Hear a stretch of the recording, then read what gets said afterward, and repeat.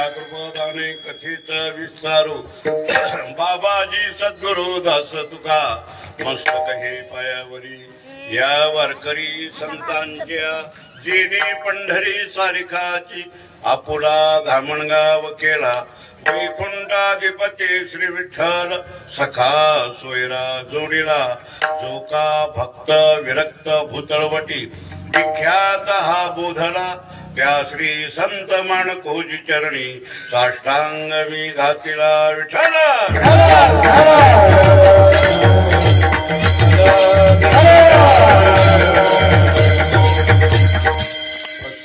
सेवेकरिता म्हणजेच निरूपणाकरिता प्राप्त असलेला किंवा निवडलेला असा जो अभंग आहे तो अभंग श्रीमंत श्री संत श्रेष्ठ महान वैष्णव जगद्गुरु तुकाराम महाराज यांच्या गाथ्यामधला आणि काल्याच्या प्रकरणामधला हा अभंग आहे। या अभंगातून जगद्गुरु तुकोबाराय काल्याचं विशेष रूपानं असं महत्व वर्णन करतात।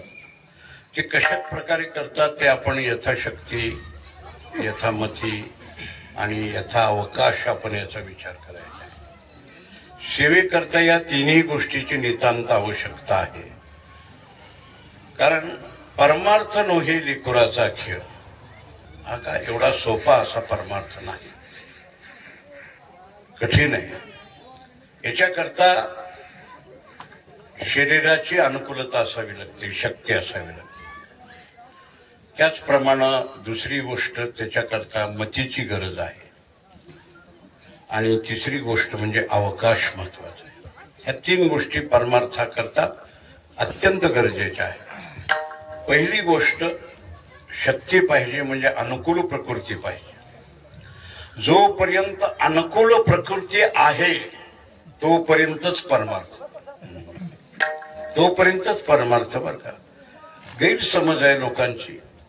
लोक म्हणतात परमार्थ कधी करावा, म्हातारपणात करावा, मज नाही हात पाय डोळे पडले, म्हातारपणात करावा आणि संसार तरुणपणात करावा। पण नाही, अनुकूल शरीर असेपर्यंतच परमार्थ करावा। शरीर एकदा प्रतिकूल झालं म्हणजे परमार्थ करता येत नाही असा प्रकार नाही, पण परमार्थाच्या आनंदाचा भोग जो आहे ना तो घेता येत नाही। आनंदाच्या भोगाकरता आपल्याला अनुकूल शरीर लागतं, प्रतिकूल शरीर नाही। वाईट वाटतं। परमार्थासारखी सेवा आहे, महान पुण्यभूमीमध्ये आहे, महान एका महात्म्यांच्या समाधी स्थळामध्ये मी आहे आणि एक प्रकारचं दुःख वाटतं की मला संप्रदायाच्या विरुद्ध आज मला करावं लागायला। शरीरची प्रतिकूलता आहे, नाहीतर संप्रदाय असा बसून कीर्तनाला मान्य करत नाही आणि मी फडकरी आहे, परंपरेचा फडकरी आहे, हे मान्य करता येत नाही।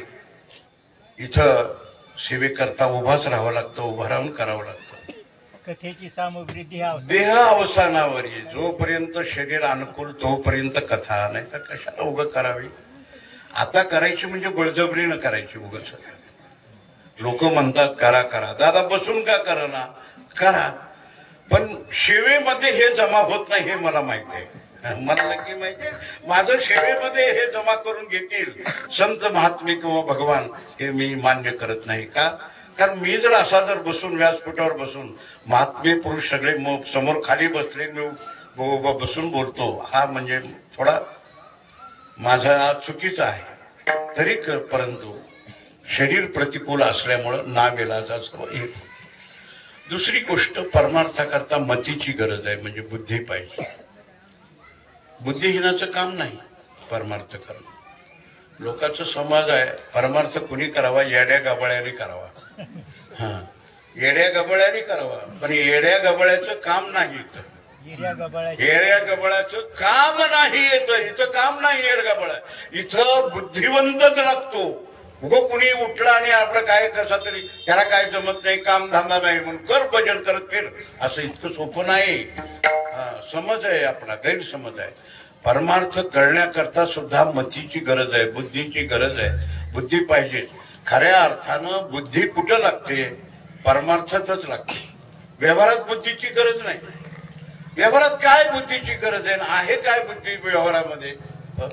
याची टोपी त्याला घालायची, त्याची टोपी याला घालायची, म्हणजे झाला शहाणा. शहाणा त्यालाच आपण म्हणतो. बुद्धिवान कोणाला म्हणतो? याची टोपी त्याला घातली, तो काहीतरी झालं, काहीतरी कमवलं, म्हणजे वा काय शहाणा, इतकं कमवलं, हे आपण बुद्धीचं म्हणतो. पण बुद्धीचं वैभव ते नाही बरं का. बुद्धीचे वैभव अन्य नाही तुझे, एका ईश्वराचे हे सगळं सिद्धी. बुद्धीचं वैभव परमार्थात आहे. आणि म्हणून इथं बुद्धी मतीची गरज आहे, आवश्यकता आहे, मती पाहिजे. आणि तिसरी गोष्ट, परमार्थाकरता अवकाशही महत्वाचा आहे. अवकाश दिला पाहिजे ना. भगवंतानी सेवेकरता आपल्याला अवकाश दिला पाहिजे. कारण अवकाश हा आपल्या हातातला नाही. आयुष्य भविष्य नाही हाती. महाराज म्हणतात आयुष्य आणि भविष्य दोन्ही हाती नाही. आयुष्य देणं, भगवंताचं ठेवणं हे सुद्धा एक महत्वाचं आहे. भाग्यवान आहात आज तुम्ही. या पालशिंगण क्षेत्रामधील सर्व उपस्थित भाविक सगळे, तुम्ही मी धरून सगळे आम्ही भाग्यवानच आहोत. आज फार मोठं आपल्याला सगळ्यांना भाग्य लाभलं. तुम्ही म्हणाल दादा कसलं भाग्य लाभलं? अरे मोठं भाग्य लाभलंय आपल्याला. कोणतं भाग्य लाभलंय सांगू? या सप्ताह सोहळ्यापर्यंत आपण कुणी मेलो नाही, हे भाग्य आहे. हे भाग्य आहे. बरवे झाले आजी वारी, बरवे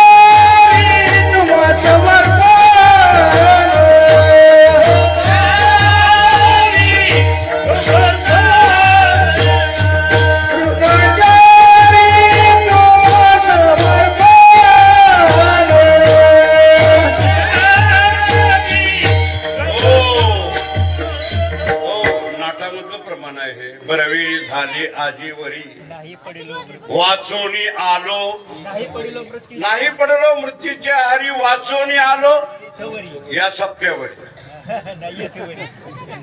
वाचून आलो या सप्त्यावरी म्हणा. बर्वे झाले आजीवरी. आतापर्यंत बरोबर झालं, पण सप्ताह काला झाल्यावर काय व्हायचं ते उद्या येतात, आपल्याला माहित संबंध नाही. बर्वे झाले आजीवरी, नाही पडलो काळाच्या आहारी. अजून आपण यमाच्या काळाच्या जबड्यात सापडलो नाही, त्यानं आपल्याकडे डोळे उघडून बघितलं नाही, हे चांगलं झालं. वाचोनी आलो येत बरी, उरले ते हरी. जर उरलोच आणि काय उरलं असेल तर तुम्हा समर्पण. उरले ते हरी तुम्हा समर्पण. दिला या काळे अवकाश, काळे अवकाश या काळानं आपल्याला अवकाश दिला, आपल्याला इथपर्यंत जगवलं. हे मोठं आपलं भाग्य आहे. विठ्ठल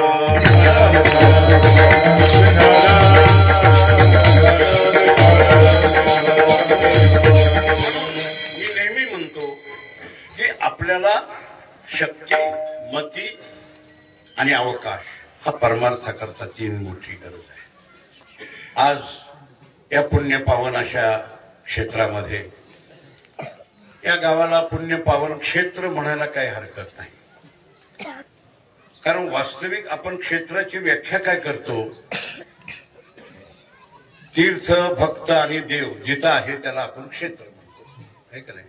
तीर्थ आहे, भक्त आहे आणि देव आहे. हे तीन ज्या ठिकाणी आहे त्याला क्षेत्र आपण असं म्हटलं जातं. पण जेते हरीचे दास जन्म, मग त्याला आपण क्षेत्रच म्हणावं लागेल. पवित्र ते कुळ, पावन तो देश. या पालशिंगण गावाकरता मला सर्व काही इथं आल्यानंतर समजलं आतापर्यंत. खरोखर या गावातली संपूर्ण माती सुद्धा पवित्र आहे. ज्या ज्या मातीला आपला जातो आपण त्या त्या रस्त्याने जातो ते पवित्र क्षेत्र आहे. की ज्या क्षेत्रामध्ये वारकरी संप्रदायाचे किंवा भजन संप्रदायाचे कीर्तन संप्रदायाचे आद्य जे आहेत बंकट स्वामी महाराज बंकट स्वामी. मी नेहमी म्हणतो स्वामींच्या अगोदर भजन परंपरा काय होती हे आम्हाला माहित नाही. कसं करत होती, कीर्तन कशी करत होती हे माहित नाही. आपण नारदीय कीर्तन किंवा दुसरी जी कीर्तन ती कीर्तन तोपर्यंत मला वाटतं स्वामींच्या काळापर्यंत अशी कीर्तन होती. हरिदासी कीर्तन म्हणायचं, नारदी कीर्तन हरिदासी कीर्तनाची. पण मला समजलेला असा इतिहास की स्वामींच्या काळापासून वारकरी संप्रदायाचं भजन कशा पद्धतीनं असावं, कुठले अभंग कधी घ्यावेत, आपले अभंग कधी म्हणावेत, काकडा कसा म्हणावा, हे सगळं जर मालिका जर संप्रदायाला मार्गाला लावून दिले असेल तर ते स्वामी सद्गुरू कीर्तनाची सुद्धा परंपरा. मी अनेक वेळा पंढरपुरामध्ये फडकऱ्याशी चर्चा करतोय की याच्या अगोदर काय करत असतील, आपले वडील काय करत होते, आपले आजोबा काय करत होते, त्यावर कीर्तन होती का नव्हती. पण ह्या ज्या नियमावळी घातल्या की जिथं रूप पाहता म्हणावं, पुन्हा रामकृष्णाची सुरुवात करावी, परत रामकृष्णारी म्हणावं, अभंग घ्यावा, विठोबा रुपये भजन घ्यावं, चाल द्यावी, म्हटली चाल, शेवटची चाल, या ज्या काही परंपरा या रूढी जे घातल्या ना, या सगळ्या रूढी ज्या आहेत ते सद्गुरू स्वामी बंकट स्वामींच्या आहेत. परंपरा त्यांनी घालून दिली आणि त्याच परंपरेनं आज वारकरी संप्रदाय त्या काळामध्ये त्यांनी देहकष्टविती परोपकारे या न्यायानं संपूर्ण महाराष्ट्रामध्ये त्यांनी हरिभजने हे धवळीले जग अशा प्रकारचं स्वामी महाराजांनी त्या काळामध्ये भजन संप्रदाय सुरुवात केली. आणि त्यांच्याच पद्धतीनं पुढे वारकरी शिक्षण केंद्र असू द्या अथवा आमच्या फडावरच्या सुद्धा काही परंपरा आहेत. काही परंपरा झाल्या पण काही परंपरा बंकट स्वामींच्या पासूनच आमच्या फडावर सुद्धा आमच्या फडकऱ्यात सुद्धा आलेल्या आहेत. आणि ह्या पद्धती आल्या ती ज्या काळामध्ये त्यांनी घालून दिल्या. आणि अशा थोर महात्म्य पुरुष ज्या पारशिंगण गावामध्ये अनेक वर्ष वास्तव्य केलं म्हणजे ही पुण्यभूमी असलीच पाहिजे, याच्यात यशकिंचित सुद्धा संशय नाही. यशकिंचित संशय पुण्यभूमी आहे. त्यांचं चरण स्पर्श या भूमीला लागलं, या भूमीची पवित्र माती म्हणावी लागेल अशा प्रकारची ही पुण्यभूमी तिथं. आणि त्यांच्याच परंपरेत त्यांचे शिष्यत्व पद करून सेवा करून ज्यांना आपणासारखे करते तत्काळ नाही काळ वेळ तयार लागली. स्वामींचं ज्यांच्यावर कृपा झाली असे सद्गुरू एकनाथ महाराज, त्या महात्म्यांची वास्तविक पाहता अशा सद्गुरूंचं कृपा होणं हे सुद्धा फार अवघड आहे. अशा सद्गुरूची बरं का. आता काय गुरुला कमी नाही, शिष्याला कमी नाही. आमचे वडील नेहमी म्हणायचे ज्या ज्या परीचे गुरु त्या त्या परीचे शिष्य शेटावलंबडीचे म्हणायचे. शिष्यही तसले गुरुही तसले. गुरुला गुरुत्व कळत नाही, शिष्याला शिष्यत्व कळत नाही, गुरु शिष्याला काय द्यावं हेही कळत नाही. कोणाला गुरु म्हणावं हेच आजकाल मला काही प्रश्नच पडला. जगामध्ये अनेक आहेत पण शिष्याशी न लावी साधन, इंद्रियाचे न करी दमन, ऐशे अडक्याचे तीन, मिळाले तरी गुरु करू नये असं म्हणतात. गुरु करू नये. शिष्याशी न लावी साधन, इंद्रियाचे स्वतः न करी दमन, ऐशे अडक्याचे तीन म्हणजे अडका म्हणजे पूर्वी पैसा, अडक्याचे तीन, पैशाला तीन गुरु मिळालं तरी. आता लाखो हजारो रुपयाचं वेगळं जाऊ द्या ती, आता डिमांड वाढलंय मला, आता वाढलंय. पण अडक्याला तीन म्हणजे त्यावेळेस भाव फारच कमी होता. कमी होता नाही त्या मानानं तितकंच असेल तो. तर अडकेचे 3 मिळाले तरी गुरु करू नये. सद्गुरूची कृपा होणं हे फार कठीण आहे. की खऱ्या सद्गुरूची ज्या बंकट स्वामी महाराज स्वामी सारख्यांची कृपा होणं, त्यांचा हस्त मस्तकावर पडणं हे सोपं काम नाही. किती परीक्षेला उतरले असतील, किती त्यांच्या दृष्टीमध्ये उतरले असेल, त्यांची कृपा कशी झालेली असेल. शब्द कृपा झाली का, हस्तकृपा झाली का, आलिंगन कृपा झाली की कुठली कृपा, का दृष्टी कृपा झाली. कारण कृपेमध्ये अनेक कृपा आहेत ना. हस्तकृपा आहे, शब्द कृपा आहे, दृष्टी कृपा आहे आणि आलिंगन कृपा आहे. आपल्या संप्रदायामध्ये या 4 प्रकारची कृपा आहे. कधी महात्मे आपल्याला शब्द कृपा करतात, सहज बोलणे, हित उपदेश. सहज बोलणं हे त्यांचं हिताचा उपदेश, हित आहे. सहज आपण अट्टहासानं बोललो तरी आपल्या उपदेशाला काही अर्थ नाही. सहज बोलले तरी हित उपदेश. सहज जर गावबाला त्यांनी म्हणावं बस, आणि ज्या गावबाला काही माहित नाही, नुसता खाऊबा,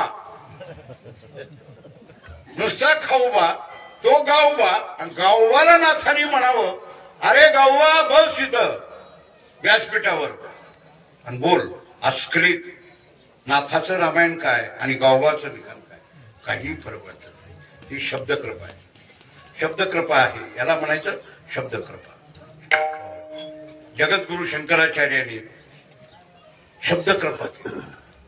त्रोटकाचार्य शब्दकृपा, नुसते बोलले कृपा, शब्दकृपा होती. कधी काळामध्ये हस्तकृपा होती. आपल्या या संप्रदायामध्ये तर हस्तकृपा परंपरा चालू आहे. निळोबरायांना हस्तकृपा, नव्हे तर जगद्गुरु तुकोबरायांना सुद्धा काय झाली कृपा, हस्तकृपा झाली. मस्तकी तो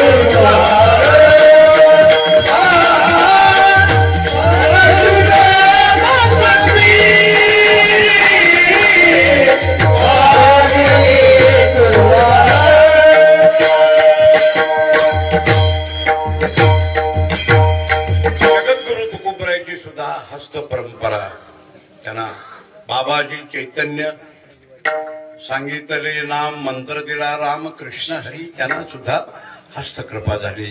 तुकोबरायांनी निळोबरायाला लावणी हात पुरवाळीला माता किंवा हात ठेवे मस्तकी, निळोबरायाला सुद्धा ती कृपा झाली. कधी वेळेस दृष्टी कृपा सुद्धा, नुसती दृष्टीनं पाहिलं ना बस कास कृपा कटाक्ष न्याहाळिले आपल्या पदी बैसविले दृष्टी कृपा न्याहाळलं कासव दृष्टी माझ्याकडे पाहे. कासव दृष्टी माहिती कासव होत असताना पाण्यामध्ये त्या कासवाला पिलं होतं पण ते पिलाला कधी घेऊन पाजत नाही. त्या पिलाला कधी पाजत नाही. लेकरू झालं जन्मल्याबरोबर पाण्यामध्ये काय असतं कासव तिकडे निघून जातं आणि पिल्लू या बाजूला जातं. आईची आणि मुलाची भेट होत नाही. तिकडे ते लेकरू जातं पण त्याला भूक लागली की ते हळूच पाण्यातून बाहेर डोकं काढतं. आणि बाळाला भूक लागली हे कासविणीला कळतं तिच्या पिल्लाला भूक लागली. जवळ नसतं कासव दूर असतं पण त्याला कळतं माझ्या लेकराला भूक लागली म्हणून. ती तिथून बाहेर डोकं काढतं. पिल्लू तिकडून बघतं आई इकडून बघती आणि दोघांची दृष्टी एक झाली की त्या पिल्लाला पोट भरतं आणि आईला पाजल्याचं समाधान जातं. दृष्टी कृपा नुसती दृष्टी पडल्याबरोबर कासवीचे बाळ वाढे कृपा दृष्टी वा. दुधास काय दूध पाजत नाही काही नाही पण त्या दृष्टी कृपा. कधी आलिंगन सुख वाटे प्रेम चिदानंद गोटे वरुचे उद्धटे अशी कृपा आहे. आणि अशी सद्गुरूची कृपा होण्याकरता आपण तितक्या कसाला उतरावं लागतं. आणि अशा प्रकारच्या स्वामींच्या कृपेला पात्र होऊन सद्गुरू एकनाथ महाराजांची त्या कसाला उतरले. त्यांच्या पदी त्यांनी बसवलं आपल्या पदी बसवलं आणि त्यांनी अनन्य भावे त्या संप्रदायाची त्या परंपरेची फार मोठी अशा प्रकारची सेवा करत आले. आणि असं करत असताना सेवा करत असताना आजचा पुण्य स्मरणाचा योग माझ्यापर्यंत काल्याच्या कीर्तनाचा आला. आता मला काय एक वेळेस असं वाटतं ही पोरं माझ्या मागं का लागलेले असावी. त्यांना आता त्यांचं म्हातारं गेलं पण ह्या म्हाताऱ्याच्या मागं का लागलं.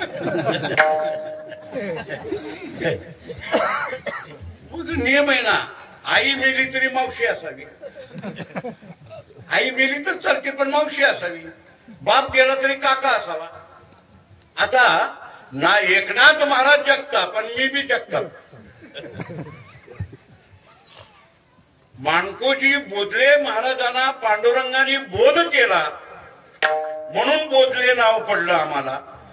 विठोनी एकांती बोधिले म्हणून जगी नाव बोधले. नाहीतर आम्ही जगता पण आतापर्यंत का आम्ही आलो नाही भाऊकी.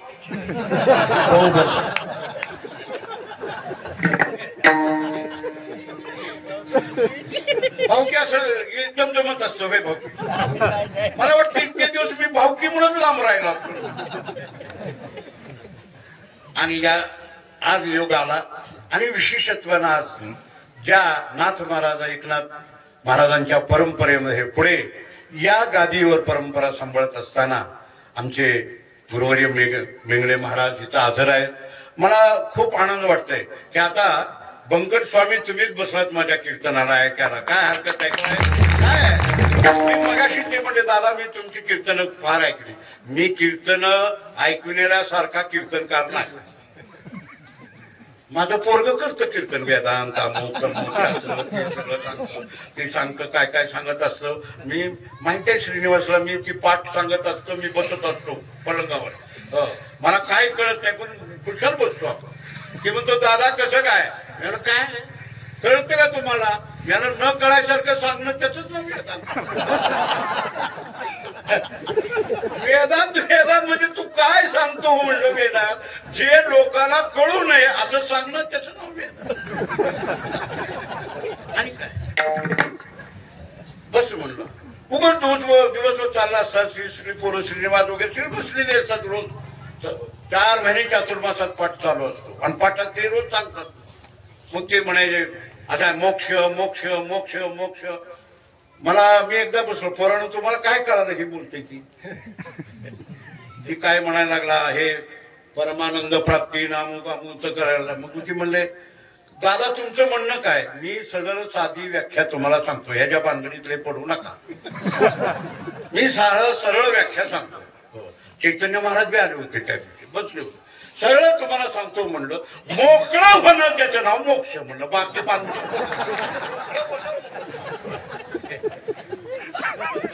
सगळ्यात मोकळं होणं पाचला निघलं की इतकं तुम्ही चार चार मध्ये बोलत बसला त्याला विचार सागर मृत्यू प्रभाकरण अमुक एका शब्दात तुम्हाला मिटून टाकतो सांगायचं परंपरेनं आपल्या नियमाला म्हणून आपल्याला सेवा करतो बरं आले भागाचे करीतो तुझे नाम उच्चारितो तेव्हा आजच्या या काल्याचे कीर्तन आणि काल्याच्या कीर्तनामध्ये जगद्गुरु तुकोबाराय मी जन्माला येणार आणि काला खाणार वारकरी संप्रदायामध्ये काल्याला विशेष महत्व आहे फार महत्व काल्याला फार महत्व आहे बरं म्हणून 7 दिवस जरी नाही हजर राहिला तरी काल्या दिवशी तरी हजर राहावा काला हा संप्रदायामध्ये महत्वाचा मानला गेला विषय वास्तविक काला हा कृतयुगामध्ये नव्हता काला त्रतयुगामध्ये नव्हता काला द्वापार युगामध्ये झाला पण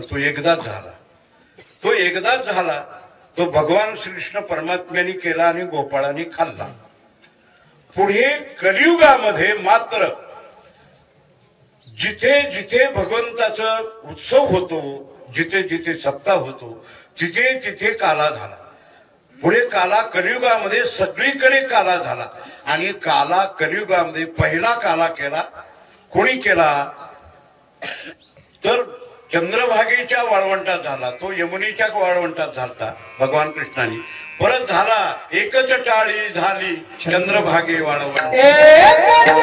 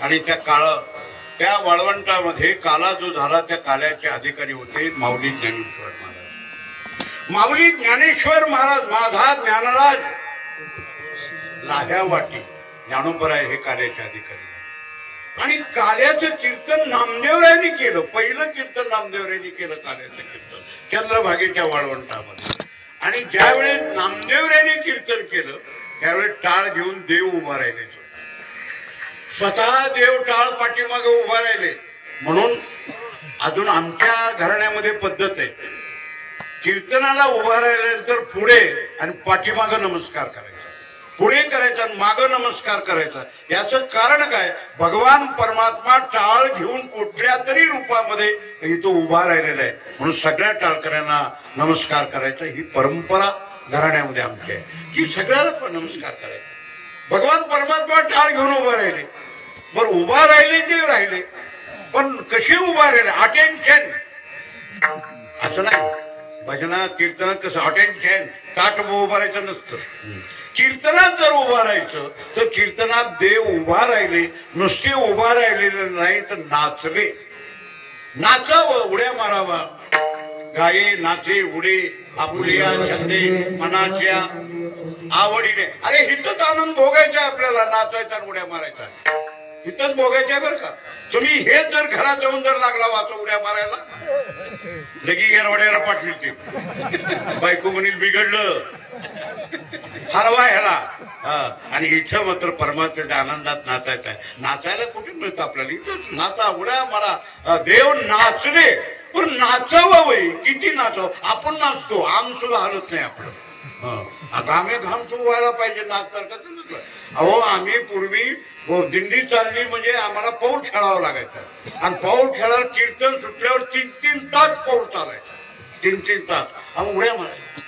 पण देव नाचले, किती नाचले.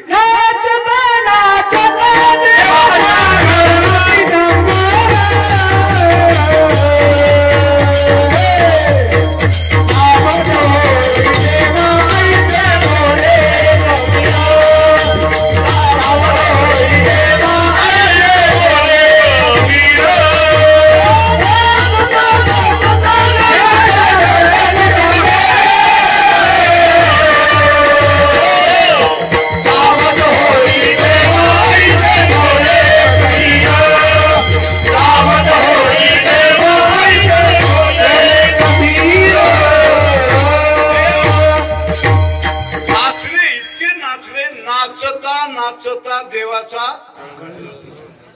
गळाला पितांबर, धोतर फिटलं. इतके नाचले देव, इतके नाचले. आणि ना धोतर पितांबर गळाला निसटला, आणि बाजूला कबीर महाराज टाळ घेऊन उभारलेले होते देवाच्या बाजूला कीर्तनात. कबीर महाराजांच्या पायात घोटाळायला लागला. कबीराने बघितले हे काय, म्हणून बाजूला बघितलं तर देव नागडाच उड्या मारायला लागला. देवठाणा आठण नागडा उड्या मारायला. कबीराने बघितलं म्हणजे हो देवा, ते म्हणजे का कीर्तनात बोलायचं नसतं, कीर्तनात बोलायचं नसतं. कबीर म्हणले बोलायचं नसतं म्हणून काय नागोनाचं कळतं नाही तुम्हाला देवा. देवाने काय झालं बघा तरी, तुमचं काय झालं. देवाने पितांबर सगळ्या लोकांचं तिकडं लक्ष गेलं बरं का. एवढ्यामध्ये आमच्या आईसाहेब पुढे बसले होत्या.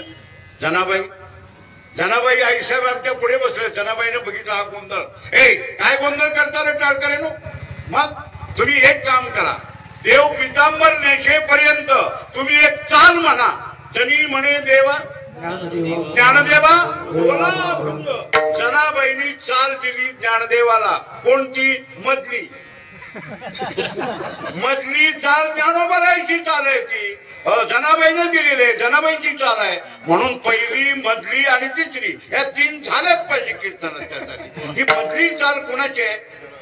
जनाबाईनं दिलेली चाल आहे. तोपर्यंत देव पितांबर नसले. चाल झाली. चाल झाल्याबरोबर देवानी काय केलं, उपरणं गळ्यातलं काढलं आणि कास घालून बळकट कमरेला उपरणं बांधलं. म्हणून फडकाराच्यात अशी पद्धत आहे, उपरणी खांद्यावर घ्यायची नाही. भजनाला उभारली कमराच बांधल्या पाहिजे. पण आता कमरा कुणाच्या बांधाव्या? यांच्या चड्ड्या नेसलेली लोक टाळ घेऊन उभारलेली. मला एकानं विचारलं, दादा म्हणले कमरा का बांधायच्या? मी म्हणलं धोतर पेटू नये म्हणून. एवढं तुम्हाला कळत नाही काय? असू द्या. भगवान परमात्मा काला तो वाळवंटामध्ये केला बरं का. आणि असा जो काला तो आज प्रत्येक ठिकाणी सत्यात व्हायला लागला. पण आता आपल्याला एक प्रश्न असा आहे, काला काला काला म्हणजे काय? काला म्हणायचं कशाला? तर काला याचा अर्थ आपल्याला सगळ्याला माहिती आहे. व्यवहारात आपल्याला काला माहिती आहे. ज्याला दात नाही त्याला नक्की काला माहिती आहे, आणि ज्याला दात नाही त्याला काला माहित नाही. ते काल्याच्या जवळच जात नाही. पण दात नसल्याला काला नक्की माहिती आहे. आपण काला कशाला म्हणतो? आमटी भाकरीचा काला, दूध भाकरीचा काला. म्हणजे भाकरी एक पदार्थ आहे, दूध एक पदार्थ आहे. दूध हे पातळ आहे, लिक्विड आहे. आणि भाकर हे जड आहे, भाकरी जड आहे आणि हे पातळ आहे दूध. हे जड असलेलं जे पदार्थ आहे भाकरी ती या दुधात मिसळली, कुस्करली. कुस्करल्यावर काय झालं? दूध म्हणून नाव राहिलं नाही आणि हे भाकरी म्हणून राहिलं नाही, जड राहिलं नाही, चेतन आहे. आता कसं राहिलं? अचेतन भगवत स्वरूपात. कळालं का? त्याला म्हणायचं काला. काला याचा अर्थ दोन, एक जीव शिव ऐक्य होणं, याचं नाव परमार्थात काला. याला जीव ब्रह्म ऐक्य काला म्हणतात. याला जीव ब्रह्म ऐक्य काला. तीन प्रकारचे काले आहेत. एक दही भात काला, दुसरा हरिनाम खिचडी काला आणि तिसरा काला म्हणजे जीव ब्रह्म ऐक्याचा काला. जो पहिला जो काला आहे तो काला आहे ना दही भाताचा काला, तर काय करतं? स्थूल देहाची पुष्टी करतं. बर. हरिनाम खिचडी काला काय करतो? सूक्ष्म देहामध्ये विकार घालवितो. आणि तिसरा जो जीव ब्रह्मैक्याचा काला, जीवाच्या ठिकाणी असणारा अहंकार आहे तो अहंकार घालवितो. कळलं का? ब्रह्मज्ञानानं अहंकाराचा नाश होतो. हरिनामानं असणाऱ्या सूक्ष्म देहामध्ये असणारे विकार संपुष्टात जातात आणि दही भातानं स्थूल देहाची पुष्टी होते. बर का? जीव ब्रह्म ऐक्याचा काला. आणि असा काला कुठे आहे? जगाच्या पाठीवर अनेक संप्रदाय, अनेक पंथ. अहो किती पंथ आहेत, किती संप्रदाय आहेत, किती परंपरा आहेत त्या देवाच्या बाबतीत. अलीकडे तर इतक्या परंपरा झाल्या काय खोडच ना मला. काय काय काय काय काय निघालायची बाया पळते त्यात पळते त्या काय म्हणते त्याला आता नवीन निघालायची. हो, घरचा धंदा सोडायचा, नवऱ्याला विचारायचं नाही आणि तिथं जाऊन बसायचं आणि त्याचं नाव बैठक. एखादा बैठक बसते, उभा राखी. उभा राहतो कुठं बैठक आलं, कुठं काय निरंकार आलं, कुठं. अहो मी म्हणतो आहे खरंय, चाललंय. पण असा जरी संप्रदाय असला तर जगाच्या पाठीवर काला मात्र कोणत्या संप्रदायामध्ये नाही. काला फक्त वारकरी संप्रदायात काला आहे, बाकी ठिकाणी काला नाही. मला एकाने विचारलं, दादा त्यांच्यात काला का नाही आपल्यात काला का? मी म्हणलं त्याला कारण आहे. काय कारण आहे? त्यांना काला नाही म्हणलं, त्यांच्यात काला नाही. का नाही? त्यांना काल्याची चवच कळाली नाही. काल्याची चव त्याला माहित नाही रे. नुसता संप्रदाय, काल्याची चव माहित नाही. मग ते काय म्हणला, का बरोबर त्याला चव कळाली नाही? मी साध्या भाषेत सांगतो, त्याला खायलाच मिळाला नाही म्हणून चव कळाली. खाल्ला असतं तर चव कळली असती आणि चव कळली असती ती कशाला तिकडे गेला इथंच बसला. काला ही जे काय आहे, काला म्हणजे जीव ब्रह्म ऐक्य होणं असा काला. असा काला कोठे आहे? तुका म्हणे काला कोठे? अभेद देखिला. अभेद रूपाचा काला कुठं? ते या पंढरीची घडे काळा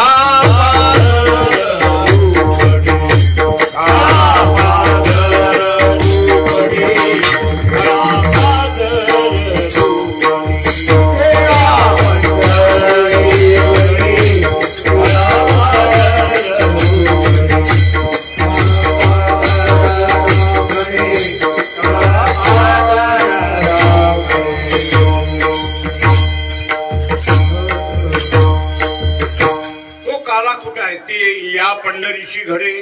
तुका म्हणे काला. प्रश्न विचारला कोठे? अभेद देखीला. कोठे देखीला? ते या पंढरीची घडे, ते या पंढरीमध्ये घडे. इथं काला अभेद रूपाचा काला आहे. आणि काला तो या पंढरी संप्रदाय, पंढरी म्हणजे पंढरपूर गावात नव, पंढरी संप्रदाय म्हणजे वारकरी संप्रदाय. आणि या वारकरी संप्रदायामध्ये हा आपला असा तो जीव ब्रह्मैक्याचा काला आहे. आणि असा जो काला करण्याकरता जगद्गुरु तुकोबराय म्हणतात, मी काय करत जरी गेलो तरी उपजवून या.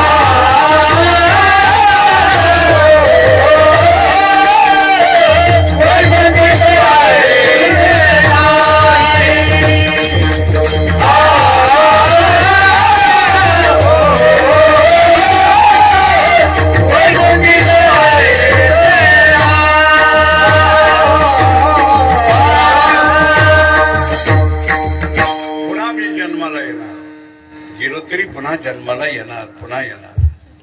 कशा करता येणार? मी जन्माला पुन्हा येणार ही प्रतिज्ञा आहे महाराजांची. ही अवघड आहे. जन्माला येणं का आपल्या हातात आहे? पुन्हा आपण जन्माला हे तो न घडे रे सायाशी, हे घडत नाही. हे कसं काय महाराज म्हणून मी पुन्हा जन्माला येणार? हे त्यांच्या हातात आहे का? पण महाराजांनी प्रतिज्ञा, पुन्हा मी जन्माला येणार. आता आपणही प्रतिज्ञा करतो, या जन्मात नाही जमलं तर पुढच्या जन्मात का होईना पण शेजारचा तुकडा हाणीनच. तुकड का द्या, शेजारचं तुकडं घ्यायसाठी पुन्हा जन्माला येत होईल. नाही ह्या जन्मात तुझा पुढच्या जन्मात काटा काढीन. कशाला काटा काढला? अरे महाराजांची प्रतिज्ञा आहे, मी पुन्हा जन्माला येणार. पण काय करणार? येऊन काला खाणार. काला खाण्याकरता येणार. पण काला खाणार. कोणता काला खाणार? दही भात काला. आता दही भात काला हा काय दुर्लभ आहे का? पुन्हा जन्म घ्यायला यासारखं दही भात काय मिळत नाही का? दुर्लभ आहे का? पुन्हा जन्म घ्यावा लागेल. पण इथं आपण विचार करावा लागेल, दही म्हणजे काय, भात म्हणजे काय. आणि एवढं जन्माला पुन्हा परत स्वतःच म्हणतात, काय सांगू गर्दीची यातना. असं असताना सुद्धा पुन्हा मी जन्माला येतो. घेईन मी जन्म, घेईन मी जन्म. आता बस प्रमाण नाही कीर्तनला पण, नाही तर मला काय 4-5 वाजतो. मला किती वाजतो? मी असा माणूस आहे 5-5 तास उघड ठोकीत बसणार. घेईन मी जन्म असं प्रतिज्ञा करतात. पुन्हा जन्माला येणार. कशा करतात? तर काला खाऊ दही भात. आता दही भात काला दुर्मिळ नाही, पण महाराज ते खाण्याकरता येतो. तेव्हा इथं आपल्याला याच्यातला भाव काय काढायचा आहे? दही काय आहे? दही कसं आहे हो चवीला? आंबट. आणि भात कसा आहे चवीला? गोड. महाराज म्हणतात आंबट आणि गोड मिसळून खायला येऊ. कळालं का? आता आंबट दही भात गोड, आणि गोड आणि आंबट एक झालं. कसं लागेल? खाऊनच बघावं लागेल. ती कुठलं सांगायला काय म्हणलं? आंबट आणि गोड मिसळ कसं लागेल? ती काय कळते म्हणजे तुला काय सांगायचं? तो आंबट काय आहे आणि गोड काय आहे? प्रपंच हा आंबट आहे आणि परमार्थ हा गोड आहे. परमार्थ हा गोड आहे, प्रपंच आंबट आहे. आणि आम्ही काय करू? तर हे दोन्ही मिसळू. मिसळल्यावर काय होईल? अवघाची संसार सुखाचा. परमार्थ आनंदाचाच होणार आहे. केवळ प्रपंच केलं तर दुःख आहे आणि केवळ परमार्थ केलं तर नाही. दोन्ही मिसळलं पाहिजे. आणि दोन्ही मिसळल्यावर काय होतं? अनुभव आले अंगा. महाराज का त्याला अनुभव ते काही आपल्याला बोलता येत नाही परमार्थाने, पण भांगड.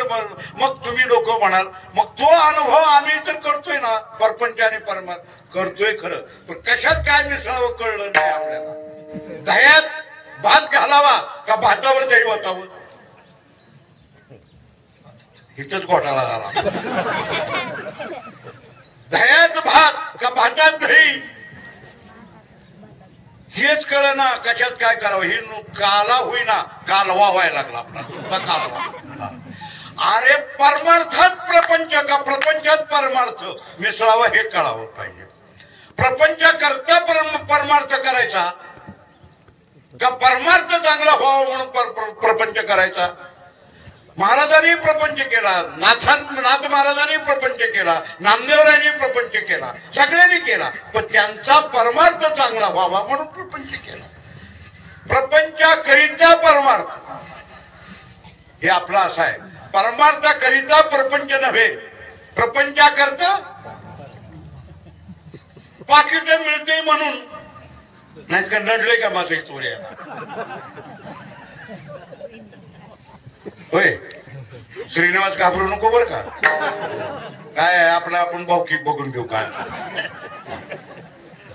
आज कशात काय मिसळावं हे कळे ना, म्हणून आपला कालवा व्हायला लागला आहे की नाही. भजना करता चहा का चहा करता भजन? इथं तर घोटाळा होते.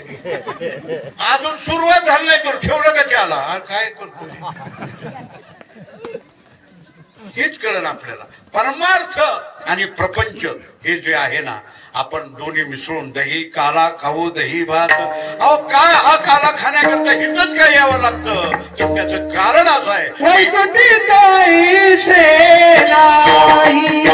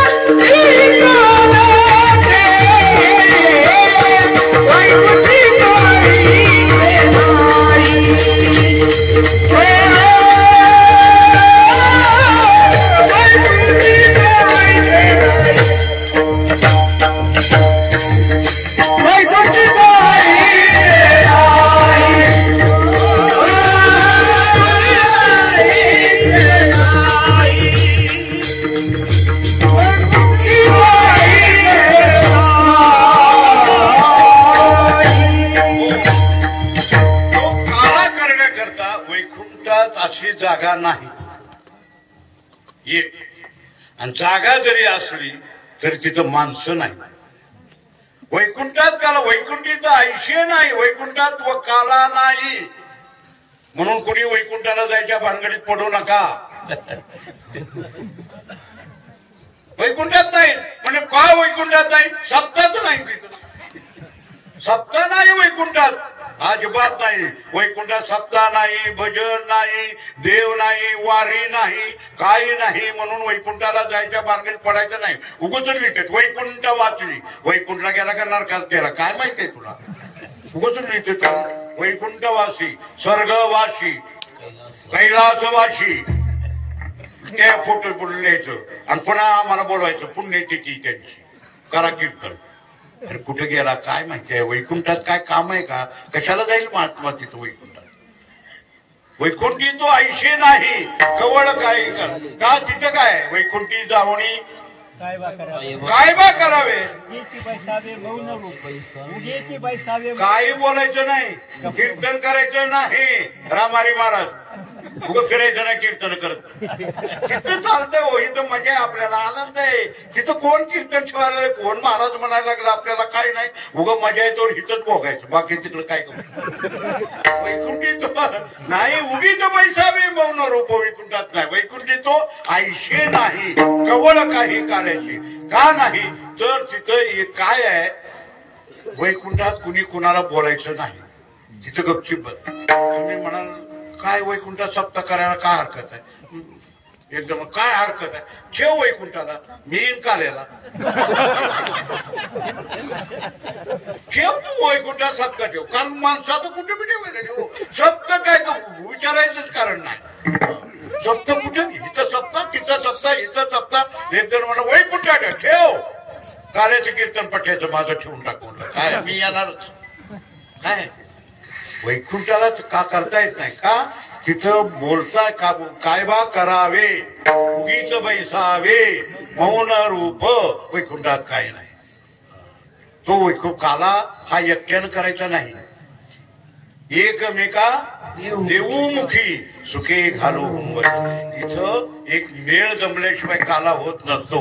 हा नोहे एकुट्याचा खेळ, म्हणून जमविला हा मेळ. ह्याच्याकरता मेळ लागतो बर का, त्याच्याशिवाय काला होत नाही. हा सगळा मेळ लागतो. टाळकरी असावे लागतात, ऐकणारी असावी लागतात, कीर्तन करणारे असावे लागतात, वाजवणारी असावी लागतात, पुन्हा पंक्तीला बसणं वाढणारे लोक लागतात, पंक्ती घालणारी लागतात, नुसतं जीवन झाडाखाली जाऊन झोपणारी बी लागतात.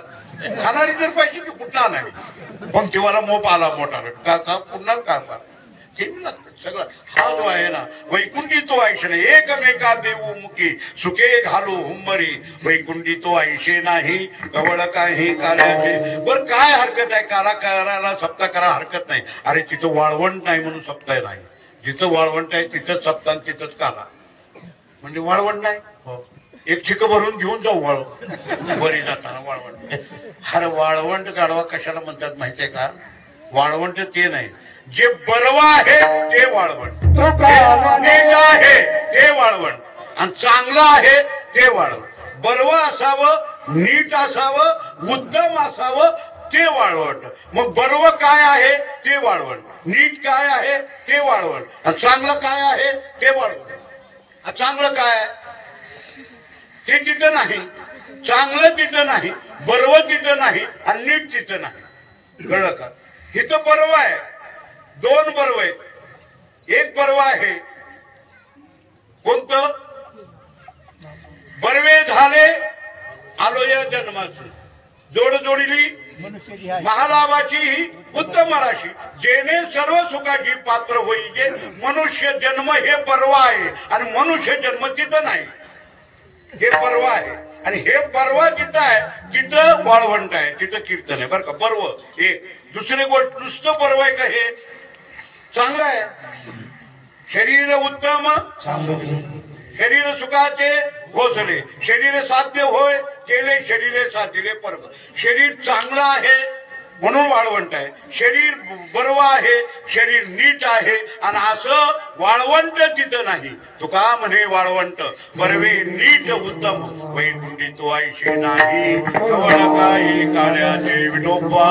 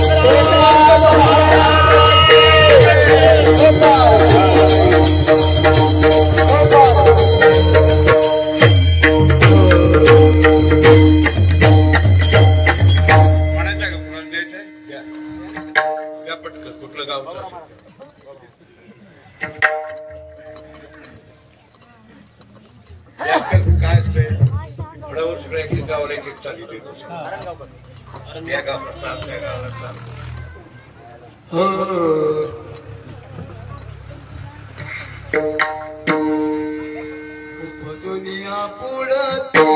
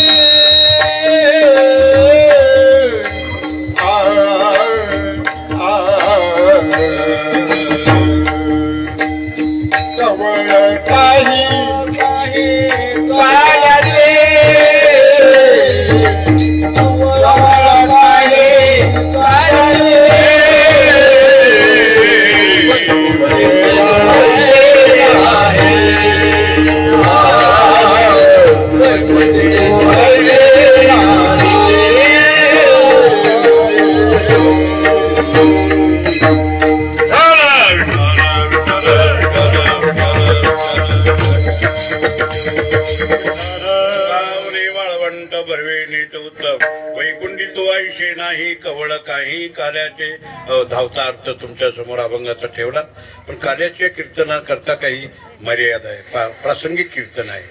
इतर कीर्तनामध्ये काय असतं, वक्त्याच्या मनावर असतं, कुठल्या विषयावर बोलावं, काय बोलावं, किती बोलावं, त्याच्या मनावर असतं. पण कार्याच्या कीर्तनात मोठं बंधन असतं. काही प्रासंगिक कीर्तन असतात ते बंधन असतात. कार्याच्या कीर्तनामध्ये इतर विषय नाही. आता इतर दिवशी विषय बोलावं, पण भक्ती ज्ञान वैराग्य विरहित इतर गोष्टी न कराव्या आणि त्यांना तुम्ही त्याने जरी केल्या तरी तुम्ही न ऐकाव्या. ती काय बी करतो म्हणून तुम्ही काय बी ऐकता का? तुम्ही बी ऐकायचं नाही.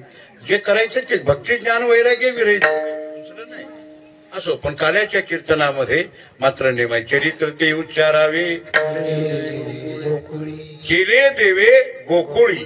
गोकुळामध्ये जे देवाचं चरित्र, काही गोकुळात झालं, काही मथुरेत झालं आणि काही द्वारकेत चरित्र झालं, पण त्यात गोकुळातलं चरित्र सांगावं, कारण ते चरित्र दीन आणि दुर्बळासी सुकरासी हरी कथा ही कथा आहे. आणि म्हणून भगवान श्रीकृष्ण परमात्म्याचं चरित्र सगुण चरित्रे परम पवित्रे सादर वर्णावी. फार वैराग्याच्या गोष्टी इथं बोलायच्या नाही, ज्ञानाच्या गोष्टी इथं बोलायच्या नाही. आणि मग सगुण चरित्र देवाचं लीला वर्णन करावं, कारण ह्याला लीला संकीर्तन म्हणतात कार्याच्या कीर्तनाला. कारण कीर्तनामध्ये फरक आहे. रूपाचं स्वरूप कीर्तन वेगळं, नामसंकीर्तन वेगळं, लीला संकीर्तन वेगळं. हे लीला संकीर्तन आहे. भगवंताच्या लीलेचं वर्णन करावं, आणि तेही लीलेचं वर्णन करत असताना कुठलं करावं? कृष्ण चरित्रच लीला वर्णन करावं. रामचरित्रचं वर्णन करू नये. कीर्तनामध्ये रामचरित्र सांगू नये, कृष्ण चरित्र सांगावं. असं का? तर त्याचं कारण आहे. काय कारण आहे? रामचरित्र हे सांगण्यासारखं नाही, वागण्यासारखं आहे. रामचरित्र हे वागण्यासारखं आहे, वागावं, रामासारखं वागावं. आणि कृष्णाचं चरित्र नुसतंच ऐकावं, नाही तर तसं वागायला गेला की मारच खाताल सोडा. कारण कृष्ण चरित्रात अवघड आहे. रामचरित्रात मातृदेवो भव, पितृदेवो भव, आचार्य देवो भव सांगितलेलं आहे. इथं कृष्ण चरित्र फार वेगळं आहे. तिथं वडिलाची आज्ञा पालन केली आणि हिथं जन्मल्याबरोबरच हुकूम केला, बापाला आज्ञा केली. हे जरा चरित्र विचित्र आहे. हिथं नुसतं काय करावं? ऐकायचं आहे. देखीला ग माये यमुनीच्या तीरी. आणि पुढचं कडवं काय? तसा हात टाकला नाही तर काय तुम्हाला हाणायचं? उगाच काहीतरी नाही, कृष्णाने टाकला. कृष्ण वेगळा, तू वेगळा, त्याच्यात बरोबरी तू कशाला करतो, त्याचं वेगळं. एक जण म्हणला, दादा काय म्हणला तुम्ही सांगता? 16,108 बायका देवाला होत्या, आरती देव होता. मग म्हणून आम्ही 1-2 केले म्हणून काय झालं? तसं कुठे जमत असलं का? त्यानं वडवा नळ अग्नी गिळला, देवानं गिळला का नाही? चुचुलीचा कोळसा गिळ एवढा. जमतं का? मग कोणाचा गिरणं होत नाही, कशाला त्याची बरोबर. देव तो देवच आहे, त्याच्या बाबतीत विचार करायचा नाही. भगवंताचं चरित्र सांगावं तेही, सगळं चरित्र सांगायचं नाही. मग महत्वाचं 2 चरित्र आहे. येदसे चरित्र केले नारायण, येदसे चरित्र केले नारायण,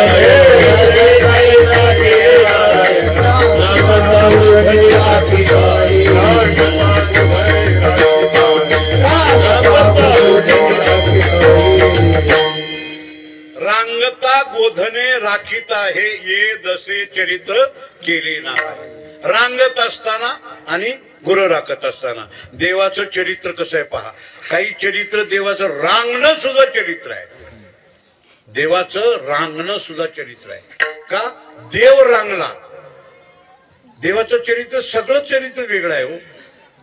देव जन्मला, आता कोणाच्या पोटी जन्मला हिच प्रश्न आहे. एक म्हणती वसुदेव देवकीचा, एक म्हणती नंद यशोदेचा, पण ठाऊक नाही यांच्या बापाचा. या दोघांनाही माहित नाही. वसुदेव म्हणतो मी बाप, नंद म्हणतो मी बाप, देव म्हणतो तुमच्या बापालाही माहित नाही मी कोणाचाच बाप. काय कळतं तुमच्या बापाचा बाप नाही. हो, देवकीला माहित नाही, यशोदेला माहित नाही. एवढं खरं आहे. देवकीने वाहिला, यशोदेनं पाळला, एवढं खरंय. देव जन्मलं हेच चरित्र आहे त्यांचं. कारण जन्मल्याबरोबर 8 वर्षाचं. विचित्रच आहे का नाही. त्यांच्या चरित्रामध्ये गंमतच आहे. काय गंमत आहे? कोड आहे आणि नवल आहे. काही नवल आहे आणि काही कोड आहे. नवल कशाला म्हणायचं? असं घडतच नाही, घडतं त्याला नवल म्हणायचं. आणि कोड कशाला म्हणायचं? सुटतच नाही त्याचं नाव केवढे. ते काही नवलच आहे की हो. आणि कोड बी आहे. कोणचं कोड? शेवटचं कोड आहे. कशाचं? कोणचं कोड? तू काय म्हणे? नटधारी. नटधारी कोड आहे का नाही? सुटेल का? 16,108 बायका करतो आपण ब्रह्मचारी बाबा. हे कुठलं काय? हे कोड आहे, न सुटायचं कोड आहे. हे अनंत ब्रह्मांड उदरी वगैरे हे सगळं नवल आहे. पण ही कोड आहे. काही कोड आहे आणि काही नवल आहे. देव जन्मल्याबरोबर 8 वर्ष झाले. बरं होईनच का? झाले. आणि देव वसुदेव घाबरायला लागले. तर त्यांनी वसुदेवाला सांगितलं. काय सांगितलं? उचल आणि घेऊन चल नंदाच्या घरा.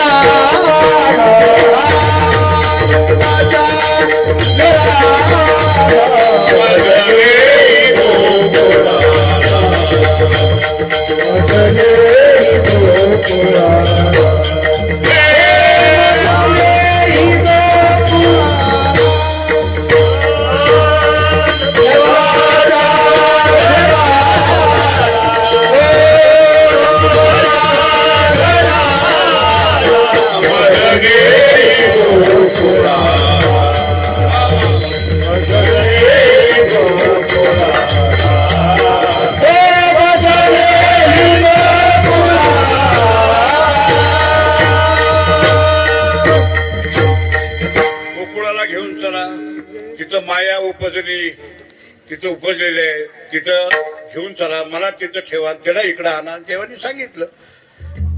वसुदेवाने देवाला घेतलं. कशात घेतलं? पाठीत घेतलं. पाठीत लेकरू बसलं आणि निघाले पावसाळ्याचे दिवस. श्रावण महिना, वद्य अष्टमी तिथी, पावसाळ्याचे दिवस. आणि देव निघाले. यमुनेच्या नदीतनं निघाले. पाणी वाढायला लागलं. पाणी वाढायला लागलं. वसुदेव विनंती करायला देवाला. देवाला म्हणायला लागले श्री अनंता मधुसूदना पद्मनाभा नारायणा. देवा म्हणाले विनंती. देव पाठीच होता, ह्याला माहितीच नव्हतं. ती म्हणले काय लागला बाप माझा? बाप वरडायला लागला. म्हणले काय म्हणतोय? म्हणले काय झालंय? पाणी वाढायला लागले. पाणी वाढायला लागले. पाणी वाढायला. देवानी वाकर बघितलं तर यमुना वाढत होती. देवानी बघितलं. हे काय झालं? कशा करता? दर्शन घ्यायचंय. दर्शन घ्यायचंय? होय. देवानी पाठीतनं लगेच पाय काढला, अंगठा लावला. घे दर्शन. चल दे रस्ता. दर्शन दे रस्ता दे म्हटल्याबरोबर काय झालं? दर्शन घेतलेली बाजू होती ना, बक्कल खाली उतरली आणि डोक्याकडली बाजू चढायला लागली. असं होत असतं वेळी पाण्याचं. पण झालं तसं. पायाकडली बाजू पाणी उतरलं आणि डोक्याकडलं पाणी लागलं चढायला. पुन्हा चढायला लागलं. वसुदेवानी वरी टोपलं करायला चढायला लागलं. देव म्हणले काय झालं हिनं? आता दर्शन झालं होतं ना? देवाने विचारलं काय? म्हणजे पाय दर्शन झालं, आता मुख दर्शन. एकदा मुख पाहायचं आहे म्हणले. का? पाहायचं आहे म्हणले. फार दिवस झालं पाहिलंच नाही तुम्हाला. देवा मला तुमचं मुख बघायचं आहे. का मुख बघायचं आहे? त्याचं कारण होतं. ती टोपलीत होता ती कोण होता? देव होता. आणि ती देव म्हणजे कोण होता?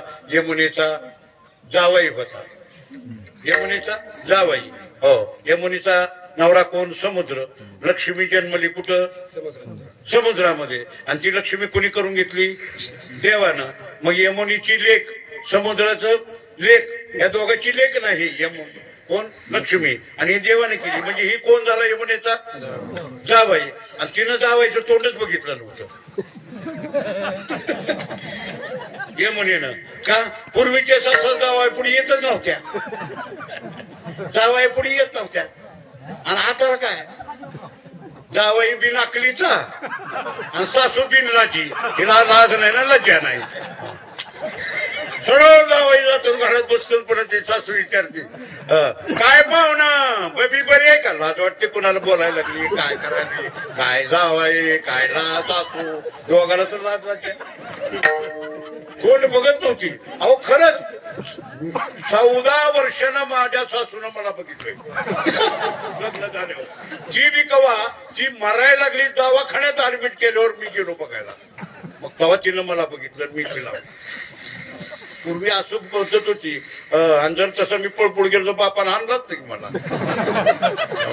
त्यावेळेस दबाव होता ना. आता कशाचा दबाव? कोणाला हे याला भिवून मारावं लागतं काय? की जावई बघितलं नव्हतं तोंड म्हणून यमुना म्हणली एकदा तोंड बघायचं मुखदर्शन. देव म्हणले थोबड बघायचं माझं. लगेच पालतं झालं पाठी. असं उतानं होतं देव पाठी झालं पालतं वरनं दाखवलं. हा बघ म्हणले. बघितलं. हा रस्ता दे. रस्ता दे म्हणल्यावर दिला. रस्ता फाकला. आता नदीचं पाणी उतरतं का? फाकतो. पण फाकलं की तिथं अर्ध इकडं झालं अर्ध इकडं झालं. आणि मधनं देवाचे निघाले. ते म्हणजे असं का निघाले की नदी फाकली? काय कारण? तर त्या यमुनेला माहिती होतं की भगवान परमात्मा गोकुळात जाणार आणि तिथल्या गोपिकांना काय करणार? ज्याचं शुद्ध हृदय आहे, शुद्ध अंतःकरण आहे, त्या गोपिका बरोबर खेळणार, गोपिका बरोबर बोलणार, गोपिका बरोबर हसणार, गोपिका बरोबर राहणार. जिचं शुद्ध हृदयाचं आहे त्याला. मग यमुनेला दाखवायचं होतं भगवान कन्हैया तू आता चालला. मी सुद्धा तसलीच आहे रे. मी बी शुद्ध हृदयाची आहे रे.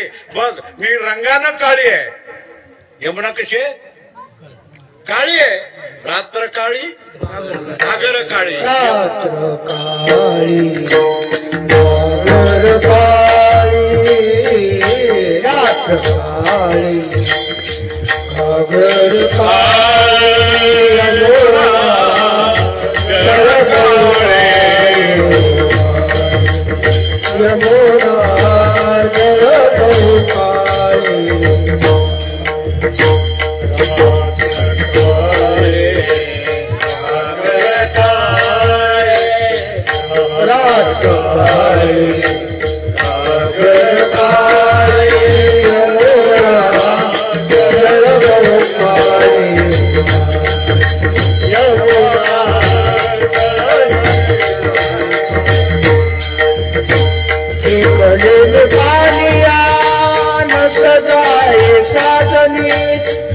सवे पाठवा मूर्ती सावळी. कली पानिया सदाय साजली. सवे पाठवा मूर्ती सावळी. रात्र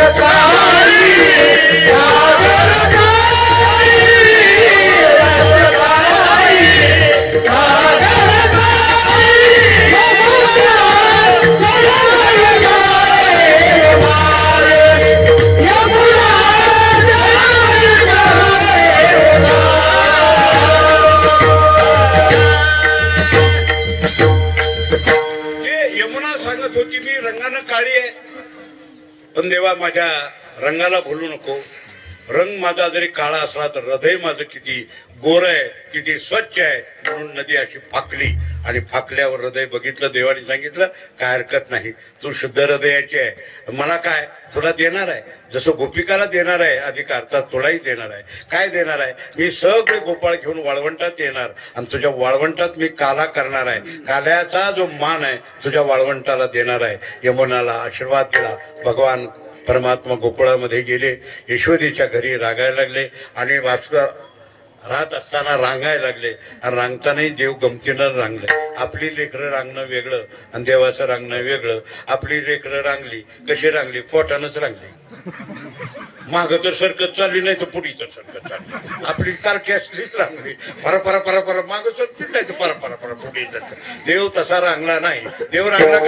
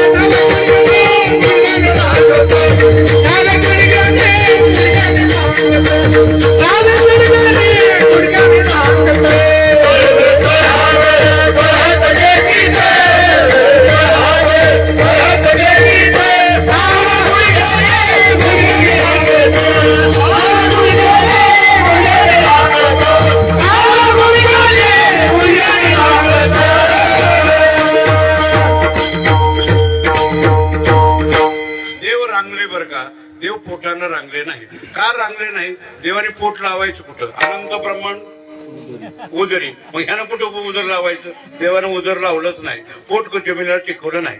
मग कसा चालला देव रांगला तर तळवे तळ हात टेकी आणि डाव्या गुडघ्याने रांगत, म्हणजे दोन हात पुढे ठेवले, एक पाय गुडघा मागं ठेवला आणि उजवा पाय पुढे ठेवला. असा ही उडी, एक पाय पुढी एक पाय पाठीमाग, पाठीमागचा डावा आणि पुढच्याची उजवा असा ठेवला आणि असा देव रांगायला लागला. बरं का, गुडघ्याने रांग असा रांगला.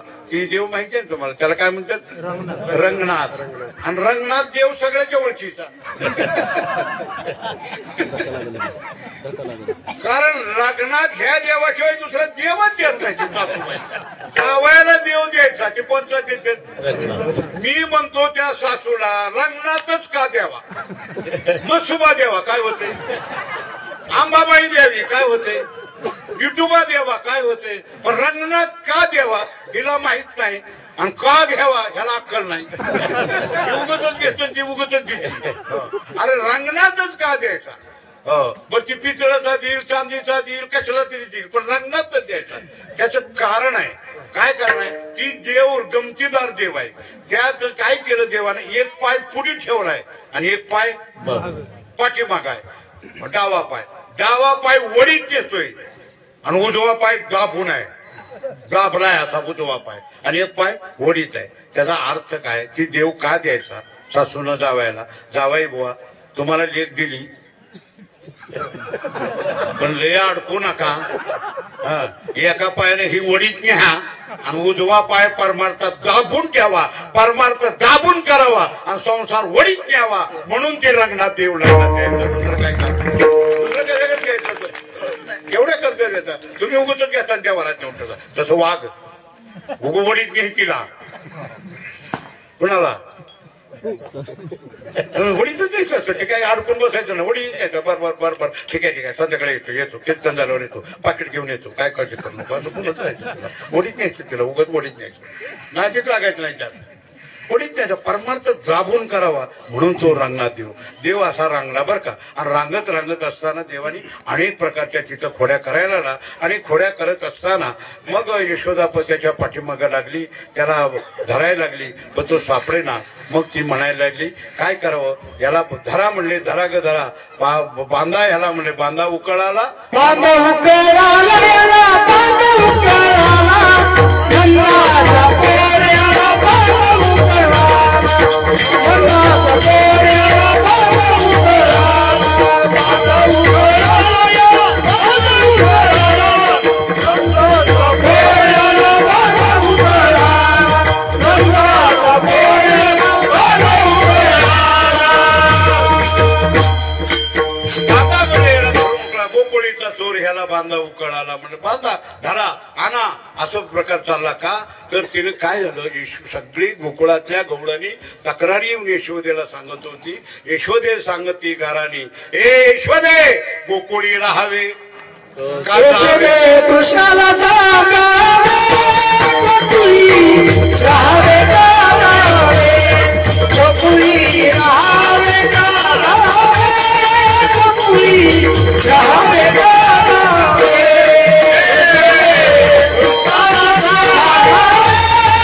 गोकुळी राहावे गावे, गोकुळी राहावे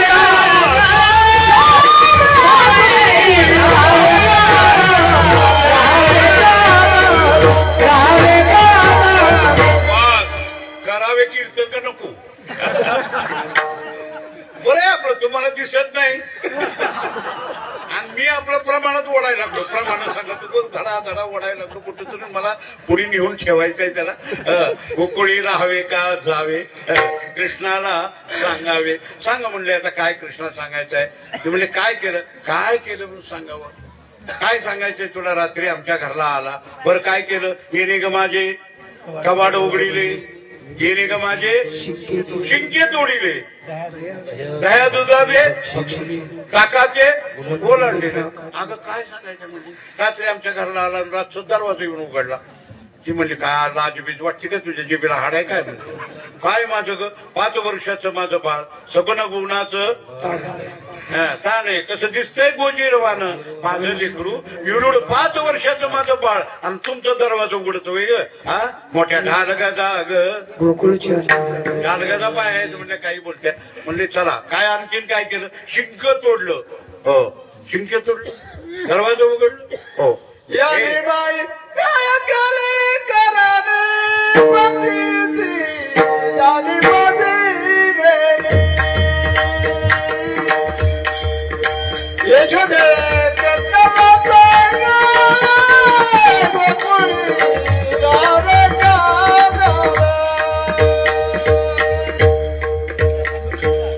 सांग तर सांग म्हणले, आता राहू का काय करू बोलले. बघ असा खोड्या करायला लागला पोरगा तुझा.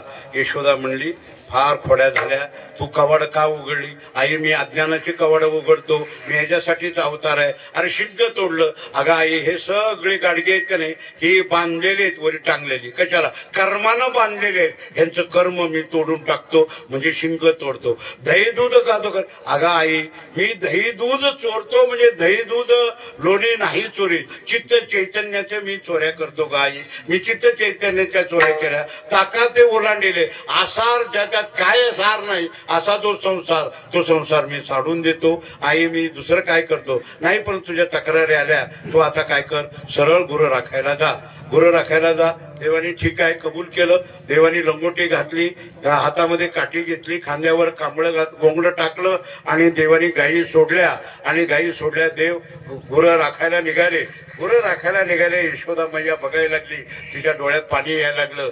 माझं बाळ, याला रानातली हवा माहित नाही, कधी गेलेलं नाही, ह्या पायात ह्याला गुरु राखायची पाळी आली माझ्या लेकराला. म्हणून यशोदा रडायला लागली. देव काय बघितलं देवानं माग, देव ही वट्यावर उभारलेली होती, रडत होती. यशोदे देवाने बघितलं, म्हणले पेंद्या का रे मैया रडती आहे, का रडती विचारून बरं. विचारून पळत गेलो. पेंद्या काको का रडती ग. काय नाही रे, माझ्या कृष्णाला कन्हैयाला रानातली हवा माहित नाही, कधी गेलेलं नाही. सांभाळून आणा. ती म्हणला रानातली हवा ह्याला माहित नाही तुझ्या पोराला. अगं आई येडे बिडी आहे का तू काकू म्हणजे का?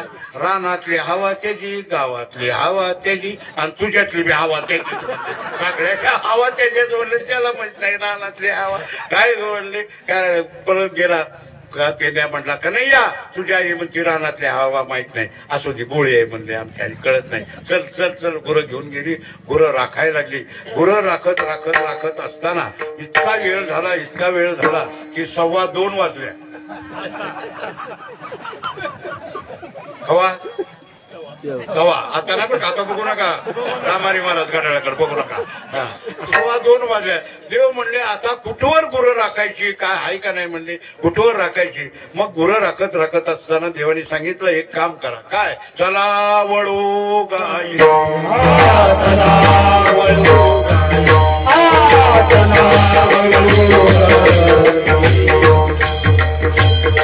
वळू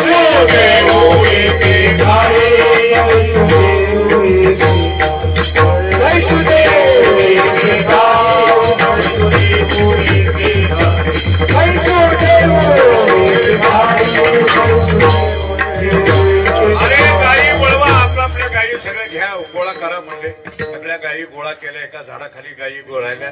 एका झाडाखाली ही सगळी गोपाळ थांबली आणि सगळी थांबल्याबरोबर देवाने सांगितलं हे पोरांनो काम करा म्हणले. काय? गुरं ठेवली ना तिथं. हो आता आपण एके ठिकाणी बसून जेवायचं.